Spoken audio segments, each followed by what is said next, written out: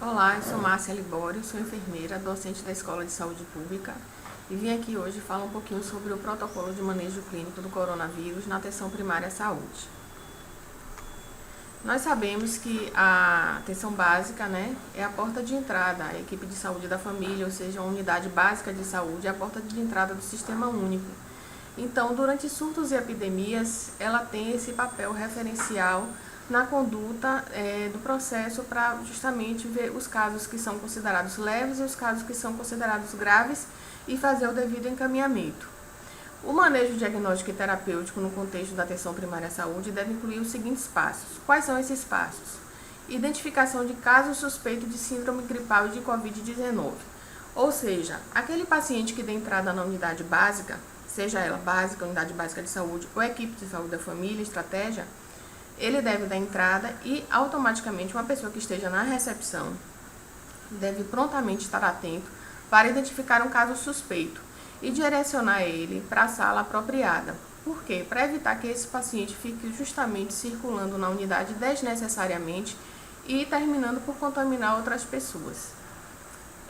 Essa identificação é feita justamente, pode ser por alguém, um agente comunitário de saúde, por alguém do SAMI ou até por qualquer profissional que esteja transitando na unidade naquele momento. Esse paciente ele deve ser levado para uma sala reservada. Essa sala deve ter uma boa aeração, porque a porta deve estar fechada, ar-condicionado desligado e janelas abertas. Sabemos que nem todas as unidades têm essa possibilidade de ter uma sala ventilada, mas aí cada unidade vai ficar responsável por procurar a melhor forma de adequar esse paciente, de acolher esse paciente. Pode ser numa área externa, vocês vão agir de acordo com a realidade local que vocês têm. Segundo, as medidas para evitar contágio na UBS. Identificado esse paciente que deu entrada na unidade, obviamente você tem que orientar sobre as condutas, de controle com relação à tosse, a espirro, fornecer imediatamente o quê? Uma máscara e orientar esse paciente sobre as condutas de etiqueta para tosse, Orientar também para lavar as mãos, se não tiver possibilidade de lavar a mão, oferecer o álcool gel. Posteriormente, vai ter a estratificação da gravidade da síndrome gripal. Essa estratificação é o período que ele vai passar por 3 profissionais que a equipe mínima deve conter, que é o técnico, o enfermeiro e o médico. Sendo que a estratificação da gravidade em si é feita pelo médico, tem que ter o profissional médico. Os casos leves, como é que é feito? O manejo terapêutico e isolamento domiciliar é feito justamente passando por essa equipe de acolhimento, visualiza se o caso é leve, orienta o paciente, encaminha para casa e o paciente vai ficar em isolamento por 14 dias, assim como também as pessoas que tiveram contato com ele. E os casos graves, a unidade tem que fazer o quê? A estabilização desse paciente e encaminhar para os serviços de urgência, emergência ou hospitalares. Todos os casos suspeitos de síndrome gripal, eles têm que ter notificação imediata. Essa notificação é feita no site do Ministério e vai diretamente para o Ministério da Saúde. E o que é o monitoramento clínico? O monitoramento clínico é o acompanhamento desse paciente. Os pacientes que são graves, que são considerados casos graves, vão ser encaminhados para a UPA, então lá permanecerão internados, a UPA vai se responsabilizar por dar a alta ou permanecer com o paciente ou encaminhar para uma maior complexidade para um hospital para internamento. E os casos considerados leves, a equipe de saúde da família, a equipe básica de saúde, de um modo geral, tem que acompanhar esse paciente.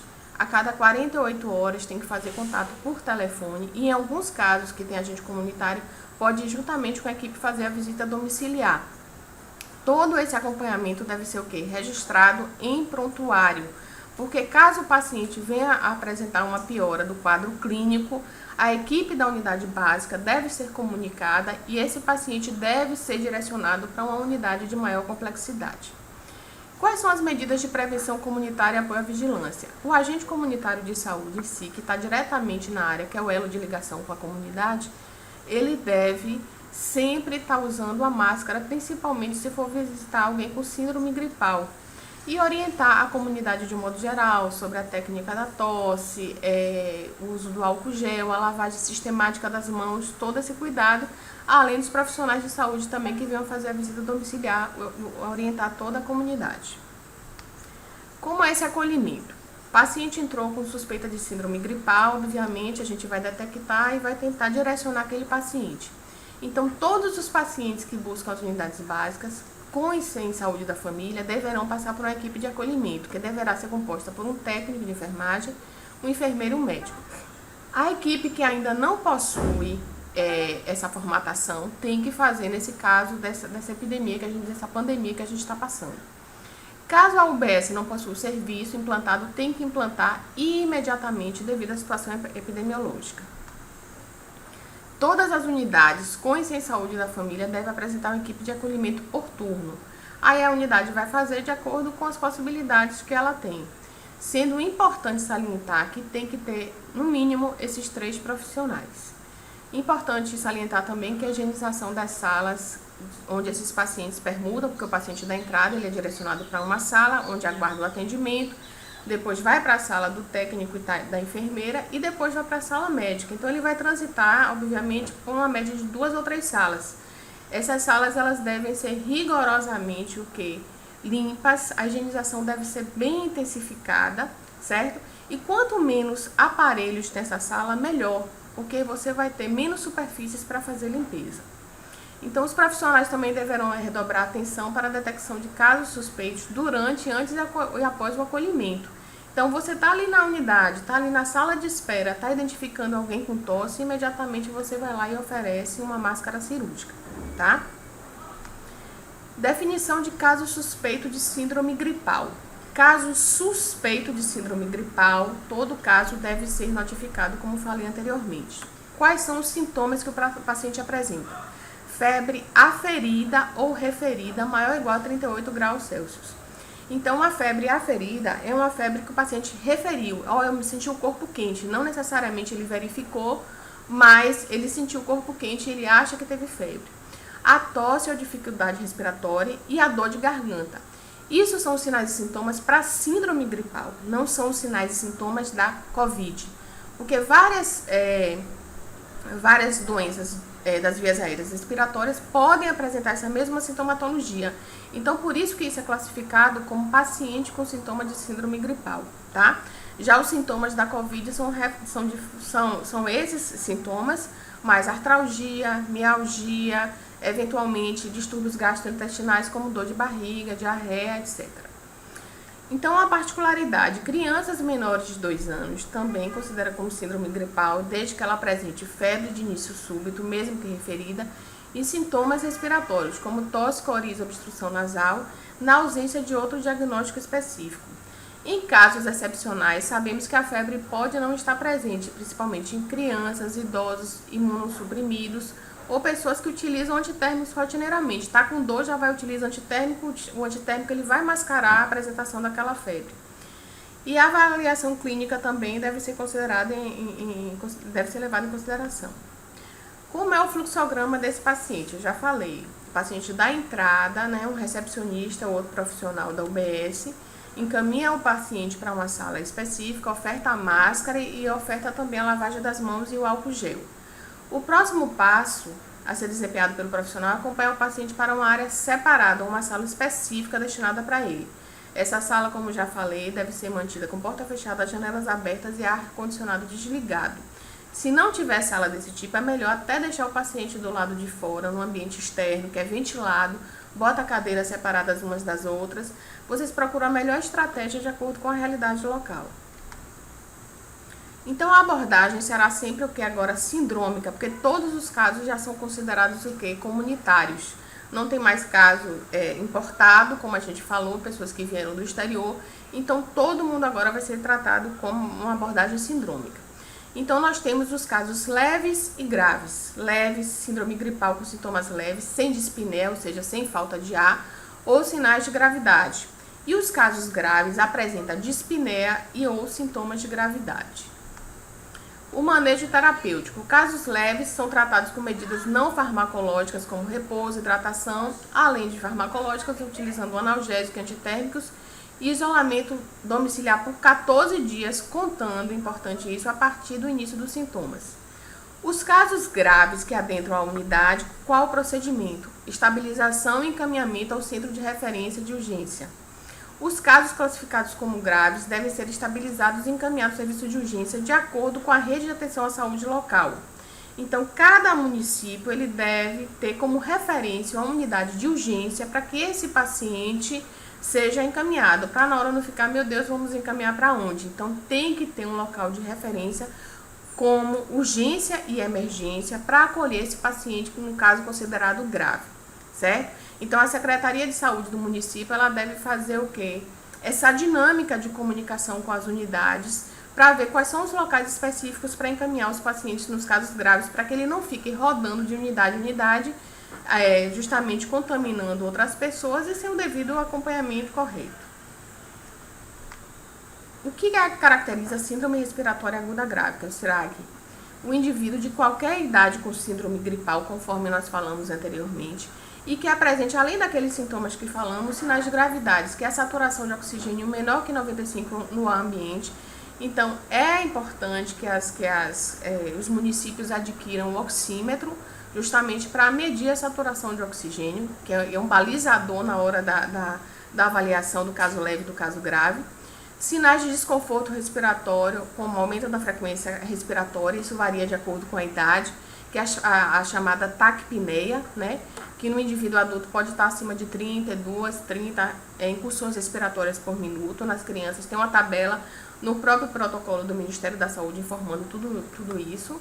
A piora nas condições clínicas de doença de base. O paciente adentrou a unidade com síndrome gripal, com sintomas de síndrome gripal, é um paciente diabético. Nós sabemos que todas as infecções potencializam, pioram o quadro, agravam o quadro de um paciente com diabetes. Há uma descompensação na glicemia pelo quadro infeccioso. Então, o paciente chega na unidade, não está com sintomas gripais, mas não está com dispneia. Mas você vai lá e verifica uma glicemia. Quando você verifica uma glicemia, está em 400, 500. Então, o paciente está tendo uma descompensação, desde que ele vinha com a glicemia anteriormente normal. Então, dentro dos limites razoáveis. Então, ele está tendo uma descompensação clínica. Então, é um paciente com potencial risco de agravar.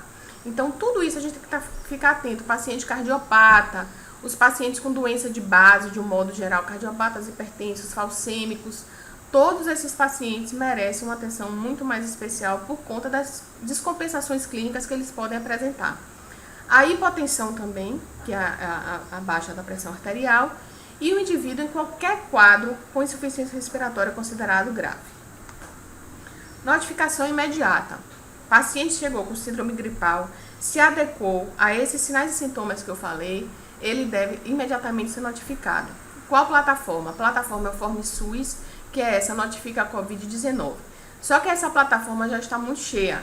Quando você abre essa plataforma, ela já direciona para notifica.saude.gov.br. Então, você já pode imediatamente abrir essa outra, notifica.saude.gov.br. Além da notificação que você preenche, você tem que botar todas as informações aonde? No prontuário, que é o documento que vai estar registrado tudo relacionado ao atendimento, ao acolhimento daquele paciente. E, posteriormente, até para levantar dados epidemiológicos com relação às políticas e estratégias que foram adotadas. Aí nós temos o Fast Track, né, da atenção primária. Vocês podem ver que o público-alvo... Esse Fast Track ele é baseado naquele de Manchester, na classificação de risco nas emergências. Então, ele é um Fast Track bem facinho, bem fácil de ser utilizado, desenvolvido pela equipe como um todo, como eu falei, que a equipe mínima tem que ter enfermeiro, o técnico auxiliar de enfermagem, o médico. E nas unidades que são estratégia de saúde da família, pode o agente comunitário também entrar nesse processo, certo? E o ACS também tem uma função importantíssima, porque ele pode ser o quê? O elemento localizador daquele caso suspeito. O caso suspeito que está na comunidade pode ser notificado na comunidade? Não. Tem que ser notificado na unidade básica de saúde. Porque tudo isso vai gerar dados que vai ser lançado a nível do Ministério da Saúde. Então, aqui tem um Fast Track que vocês podem olhar devagarzinho. Tem os formulários específicos para o acompanhamento. Uma observação importante. O paciente deu entrada sintomático respiratório com síndrome gripal. Você encaminha para a sala do técnico de auxiliar de enfermagem. Se o paciente, ela estiver lá preenchendo o formulário, o paciente apresentar uma descompensação, começar a sentir falta de ar, não vai continuar preenchendo o formulário, obviamente. chama o enfermeiro e o médico e encaminha o paciente para a estabilização. Então, aqui tem todo o fluxo. O paciente deu entrada, certo?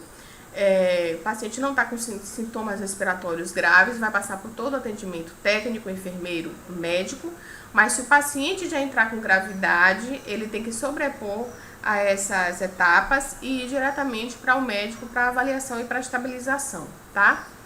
O caso grave, o síndrome gripal que apresenta dispneia, os sinais de gravidade, saturação menor que 95, taquipneia, hipotensão e piora das condições clínicas basais, alteração do estado mental, entre outras.